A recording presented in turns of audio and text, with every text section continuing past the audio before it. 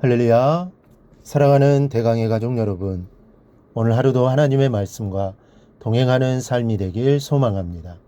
오늘 함께 나눌 하나님의 말씀은 여호수아 8장 1절에서 2절 말씀입니다. 여호와께서 여호수아에게 이르시되 두려워하지 말라, 놀라지 말라. 군사를 다 거느리고 일어나 아이로 올라가라.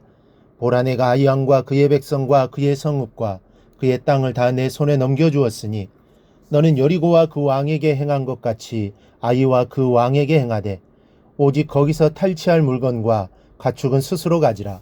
너는 아이 성 뒤에 복병을 둘지니라 하시니. 아멘.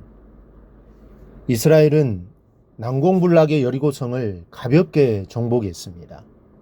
칼 한 번 뽑지 않고 일주일 만에 여리고성을 무너뜨렸습니다. 그럼에도 불구하고 정말 주먹만한 아이성 전투에서는 대피하는 수모를 겪게 됩니다. 남자 여자를 모두 합쳐봐야 12,000명밖에 안 되는 아이성 전투에서 혼비백산하여 도망치다가 36명이나 죽었습니다. 하지만 아간의 범죄를 깨끗하게 척결하고 난 뒤에는 하나님께서 이스라엘을 향해 승리를 보장해 주셨습니다. 담대하게 아이성을 향해 진격하라는 것입니다. 이미 너희들에게 아이성 전부를 주었다는 것입니다. 그런데 오늘 본문에서 우리는 사람의 생각과 하나님의 생각이 다르다는 사실을 절실히 깨닫습니다. 하나님이 군사를 다 거느리고 아이로 올라가라고 말씀하십니다. 여호수아 7장 3절에 보면 정탐꾼들이 돌아와서 이렇게 보고하는 장면이 나옵니다. 백성을 다 올라가게 하지 말고 2-3천 명만 올라가서 아이를 치게 하소서. 그들은 소수이니 모든 백성을 그리로 보내어 수고롭게 하지 마소서. 저까지 아이성 정도라면 군사를 많이 보낼 필요도 없다는 것입니다. 그저 2-3천 명만 보내도 충분하다는 겁니다. 그 이상 보내면 쓸데없이 수고롭게만 할 것이다. 이런 말입니다.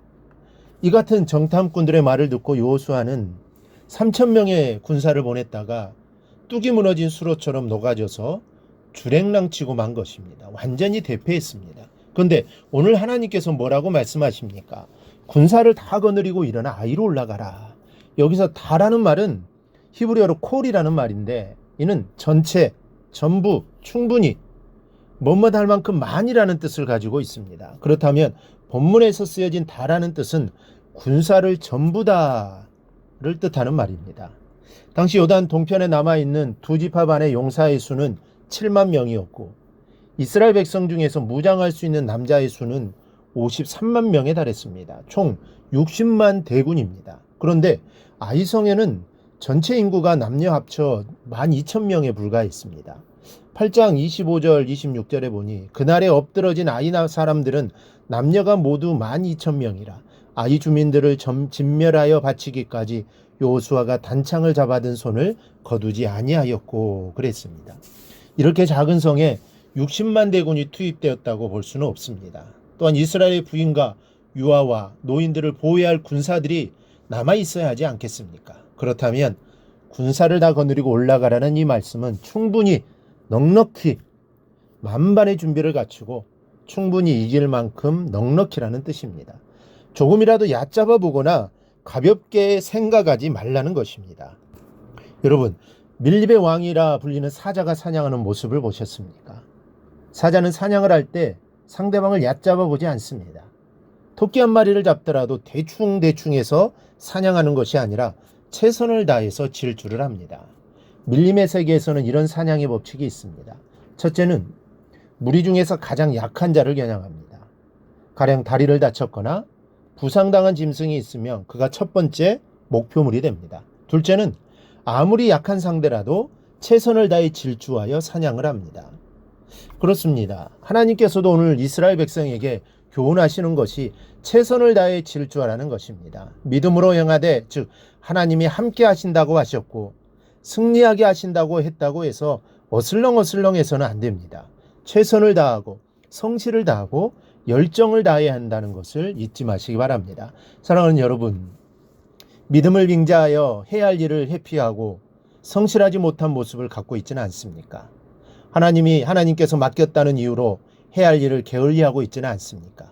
믿음으로 행하는 것일수록 전력 투구를 해야 할 것이고 최선과 성심을 다해야 할 것입니다. 믿음과 최선의 노력이 합하여질 때 비로소 하나님의 축복이 풍성히 맺혀질 것을 믿으시기 바랍니다. 하나님은 항상 사람과 함께 일하십니다. 하나님 혼자서도 충분히 하실 수 있으시지만 하나님은 절대로 그렇게 하지 않습니다. 사람과 함께 하셔서 역사하십니다. 그러므로 우리는 하나님께서 나를 통해 위대한 일들을 하시기로 약속해 주셨다 하더라도 우리는 내가 할 일에 최선의 노력을 다해야 합니다. 그럴 때 하나님과 내가 함께 그 일을 이루어 나갈 수 있게 되는 것입니다. 오늘 아이성 전투도 마찬가지입니다. 하나님이 승리를 약속하셨지만 너희가 할 최선의 일을 하라는 것입니다. 만반의 준비를 갖추고 정말 아주 큰 성을 점령한다는 그런 마음의 자세를 가지고 이 전쟁에 임하라는 것입니다. 그러면 하나님의 위대한 일을 보게 될 거다라는 것입니다. 오늘 말씀을 기억하고 우리 모두 하나님께 나에게 맡겨주신 일에 최선을 다하여 하나님께 영광 돌릴 수 있기를 주님의 이름으로 축원합니다. 오늘 묵상한 말씀을 굳게 잡고 삶으로 실천하며 살아내는 대강의 모든 성도들이 되기를 축복합니다.